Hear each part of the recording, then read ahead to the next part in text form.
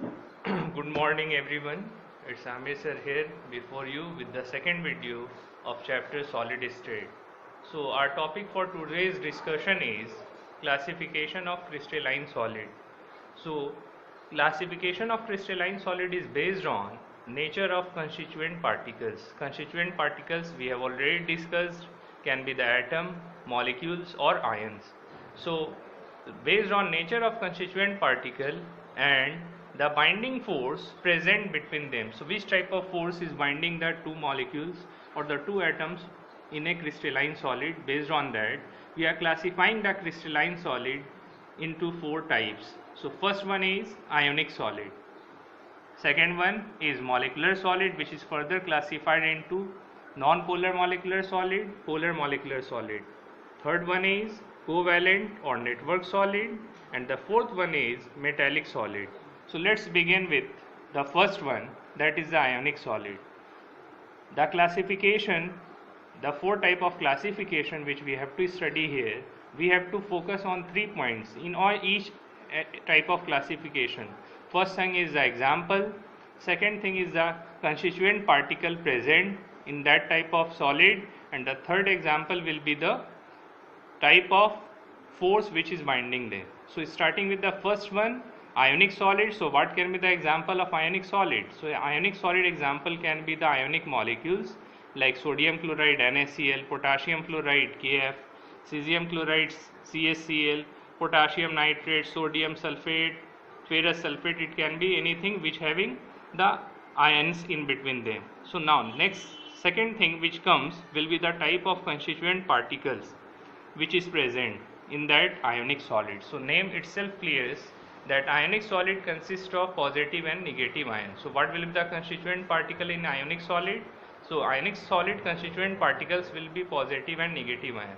So as we know, the positive ions are called cation and the negative ions are called anion. Now next thing, for example, sodium chloride. Sodium chloride consists of Na plus and Cl minus ion. In the case of sodium chloride, the arrangement is in three-dimensional space.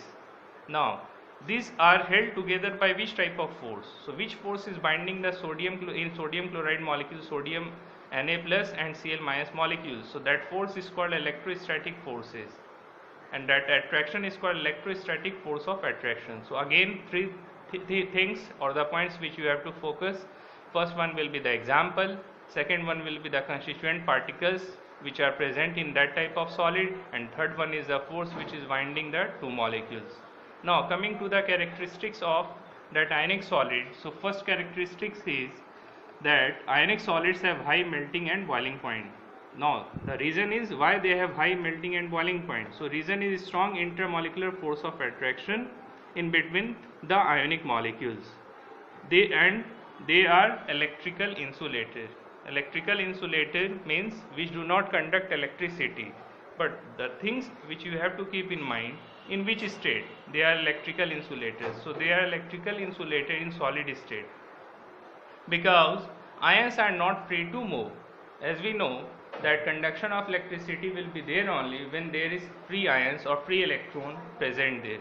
So therefore in solid state ionic solid do not conduct electricity or they are electrical insulator, but in aqueous state they are good conductor of electricity. Why? Because the ions are free to move. As there is movement of ion, there will be transfer of electron, there will be production of electricity. Now third point, they are soluble in polar solvent. Polar solvent means we have already studied in class 11 in states of matter that polar dissolve polar, non-polar dissolve non-polar. So what is water? Water is polar solvent.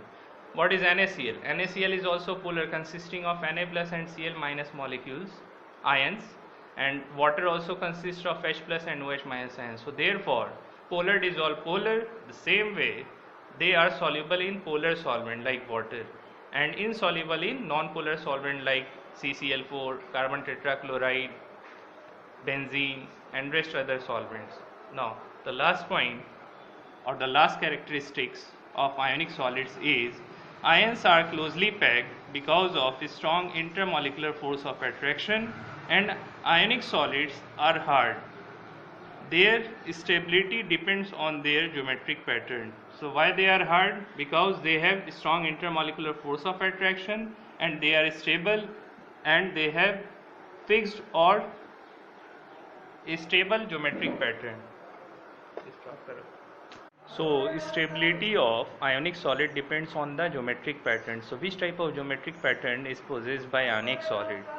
So stability is directly proportional to the type of geometric pattern, and the geometric pattern depends on the type of intramolecular force of attraction which is present there. As we have already seen that there is a strong electrostatic force of attraction, that is also called Coulombic force. Okay, so therefore because of the strong electrostatic force of attraction, their molecules are tightly packed and they have very strong geometric pattern, therefore they are stable. Now coming to the second one, that is the molecular solid. So molecular solid, I have already said that they are further classified into 2 or 3 types. So first one is non-polar molecular solid. So whom we call non-polar molecular solid? First thing is the type of constituent particles present in them. So molecular solid, the name itself says that they consist of molecules. Now non-polar molecular solid example can be H2, Cl2, I2. Okay, so all the molecules which consist of similar type of atom in them are called non-polar molecular solid. Even the inert gases, helium, argon, krypton, all are the example of non-polar molecular solid. Now which types of force present in between their molecules which binds them together? So in these solids, the atoms or molecules are held together by weak dispersion force. So weak dispersion force can also be called as van der Waals forces or dipole-dipole interaction or London force, which we have discussed in class 11 chapter States of Matter. Now these solids are soft and non-conductor of electricity. So these solids, as they are held together by weak forces, weak van der Waals forces, so therefore they are soft, solid and non-conductor of electricity because they do not consist of ions.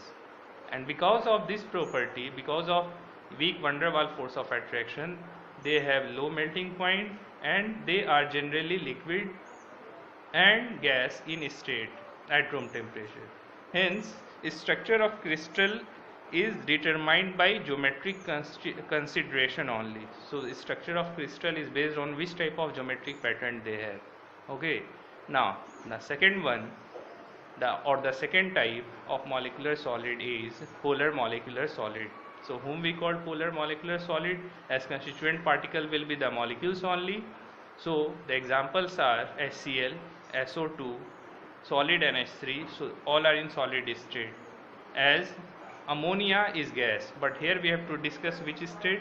We have to discuss the solid state of ammonia. Then only it will be the example of polar molecular solid. Now make me clear here also. If it consists of metal and non-metal ions, then that will be the ionic. But if both the atoms or the compound which is made up of only non-metal, that will be molecule. And in that case, that will be the molecular solid. But if there is difference in electronegativity of the two atoms, of that two non-metal atoms, in that case polarity develop. And we have studied about the electronegativity, delta positive, delta negative. Okay, based on that, so HCl, SO2 and NH3 are polar molecular solid because difference in electronegativity is more, because sulfur, nitrogen, oxygen or chlorine are more electronegative atoms. Now molecules of the substance like HCl, SO2 are formed by polar covalent bonds. So these molecules are formed by which types of bond, which type of force is there? So it is polar covalent bond, relatively stronger dipole-dipole interaction than the non-polar molecular solids. Now their properties are, solids are soft, non-conductor of electricity, their melting points are higher than non-polar molecular solid, because in non-polar molecular solid the force of attraction is weak van der Waals force, but here the force of attraction in between them is stronger than the non-polar molecular solid. Generally solid, yet most of these are gases or liquid under room temperature also. Now the third classification of molecular solid is hydrogen bonded molecular solid. As we have studied about the hydrogen bond. So which types of molecule shows hydrogen bond and which type of molecular solid forms hydrogen bonded molecular solid. So let's have the example how the hydrogen bond is formed and what are the atoms which forms hydrogen bond. So make it clear that hydrogen bond is formed between the hydrogen atom and with the three atoms which are more electronegative, that is oxygen, nitrogen and chlorine. Sometime you will see the chlorine also, but chlorine will not form the hydrogen bond, but very less chance will be there for its formation. Now how the hydrogen bond is formed? Hydrogen bond is shown with three broken lines, three dotted broken lines. So for example, hydrogen bond formed between hydrogen and oxygen. How it is formed? Let's see the example, taking the example of H2O. In H2O, how the hydrogen bond is formed. So first form the structure of H2O. So what will the structure of H2O? So H2O have V-shaped structure. It have V-shaped. Now one molecule of hydrogen. Now this one is the second molecule of hydrogen. Same way, oxygen of one hydrogen, one H2O molecule and hydrogen of another H2O molecule forms hydrogen bond like this. As hydrogen bond formation depends on the number of lone pair present, so there must be one lone pair acceptor and one lone pair donor to form the hydrogen bond. So oxygen consists of two lone pair, therefore it forms two hydrogen bond. One molecule of H2O forms two H2O forms two hydrogen bond. Same way, if there is another water molecule, so the H of another water molecule also forms hydrogen bond with the H2O molecule, and if there is another water molecule, so the H of that H2O molecule forms hydrogen bond like this. Same way, another H2O molecule also forms another hydrogen bond. So in one molecule of H2O, number of hydrogen bond formed will be 4. Same way, and one more thing, as oxygen consists of two lone pairs, it has formed one atom of oxygen forms two hydrogen bond with two other water molecule, but hydrogen, as this also consists of two lone pair, but hydrogen has only tendency to accept one lone pair, so in that case it forms just one hydrogen bond. Another hydrogen also forms one hydrogen bond, so number of hydrogen bond formed by one water molecule is 4 in case of H2O. Same way, in case of taking the example of nitrogen and hydrogen forming NH3 molecule, what will be the shape? It will be pyramidal like this. Now doing the arrangement in proper way, we get this type of structure. The number of hydrogen bond formed in case of NH3 molecule.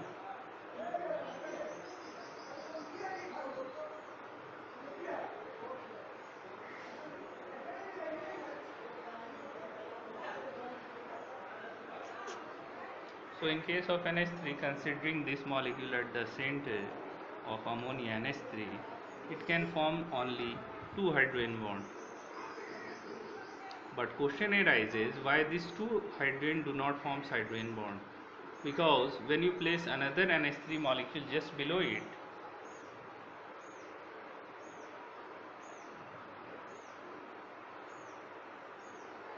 so this lone pair, this lone pair is already occupied by another NH3 molecule which is present beside it. So these two hydrogen do not form hydrogen bond, in the NH3 molecule. So therefore number of hydrogen bond formed in case of NH3 molecule is 2. Okay, so in NH3 2 hydrogen bond is formed.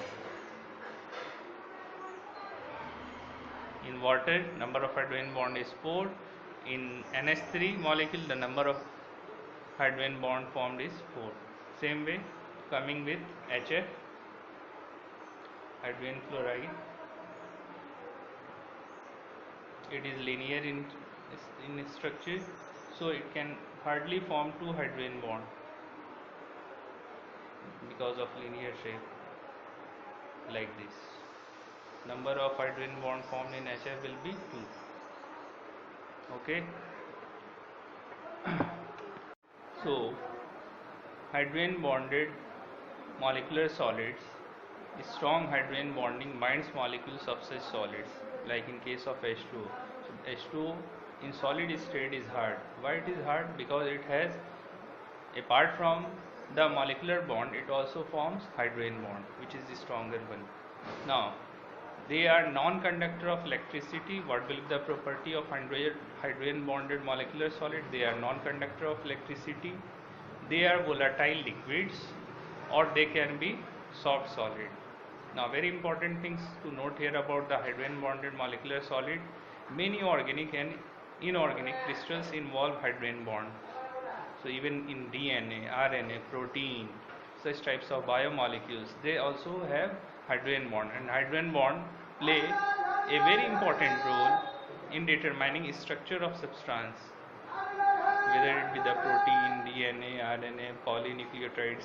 So structure of substance is based on that. For taking the example of H2 and H2S, why H2O is liquid while H2S is gas? Because in H2O hydrogen bond is formed, but in H2S hydrogen bond is not formed. Therefore H2O is liquid and H2S is gas. Now coming to the third type of classification of crystalline solid, that is covalent or network solid. So they are also called covalent solids or network solid or network crystals. So what will be the example of covalent or network solid? So example can be silicon carbide SiC, aluminium nitride AlN. So these are formed by sharing of valence electron between two atoms, result in the formation of covalent bond. So what is the constituent particle of covalent bond? So their constituent particles are valence electron. So valence electron has very important role there. The two atoms result in the formation of covalent bond. This covalent bond extend in 2 or 3 dimensional structure, forming a giant interlocking structure called network. So these bonds, how these bonds are, covalent bonds are connected, so they are extended in 2 or 3 dimensional forms, forming a giant interlocking. So they are getting interlocked like this. They are getting interlocked. Once they are interlocked, they become hard. Therefore covalent or network solid best example is diamond. So why diamond is hard? Because diamond have covalent or network solid structure, and because of covalent or network solid structure, it makes it very hard. So diamond is the hardest substance or the hardest material known, and is good conductor of good thermal conductor. So that is good conductor of heat, but not the electricity. Why they are good thermal conductor? Because of a strong covalent bond and are directional in nature, and they are having directional in nature. These atoms are held together by very strong at their position. So their position where they are present, they are very strong at their position. They are very hard and brittle. They have high melting point and do not conduct electricity, as the ions are not free to move. But another molecule or the another example of covalent or network solid is graphite. So graphite is also an example of covalent or network solid. Silicon carbide, aluminium nitride, diamond, graphite, all are the example of covalent or network solid. So graphite is also an example of covalent or network solid, but we know the property of graphite, that graphite is soft and good conductor of electricity. Why graphite is soft or good conductor of electricity? Now, about graphite. Carbon atoms are arranged in different layers and each layer is covalently bonded to third of its neighboring atom in same layer. So, in case of carbon, the arrangement is little bit different. Because of little bit different arrangement, three layers, over the three layers, as carbon have atomic number 6, electronic configuration 2, 4, so it have 4 valence electron. So 3 valence electron are fixed on the layer. 3 valence electron are fixed on a layer, but the fourth valence electron is free to move. And because of the presence of free valence electron, that is the fourth valence electron of each atom is present between different layers, can slide over the other. And because of the presence of free fourth valence electron, as 3 valence electrons are fixed to the layers, forming 3 layers, but the fourth valence electron used to slide over these 3 layers, which make it the free valence electron, and because of the presence of movable fourth valence electron, they are good conductor of electricity, and therefore they are also soft and good solid lubricants. Okay, so that is the unique property about the graphite. Why diamond is not good conductor of electricity? Because in diamond all the fourth valence electron are busy, they are fixed, the valence electron are not moving. But in case of graphite, the 3 valence electron are fixed, but the fourth valence electron is free to move. It can slide over the 3 layers. Therefore, graphite is good conductor of electricity, while diamond is not good conductor of electricity. Graphite is soft, but diamond is hard, as it depends on which type of connection or which type of network it has formed. Now, coming to the last classification of crystalline solid, that is a metallic solid or metallic crystals. What are the example of metallic solid? So it can all be the all type of metal, that can be the iron, copper, silver, magnesium, or any other metal. So all metals are the example of metallic solid. And what will be the constituent particles? So metals will be the constituent particle. Now here, these are formed by a combination of atoms of electropositive element, whom we call electropositive element, atom of electropositive element. So electropositive element will be the metal ions. So all metal ions are called electropositive elements.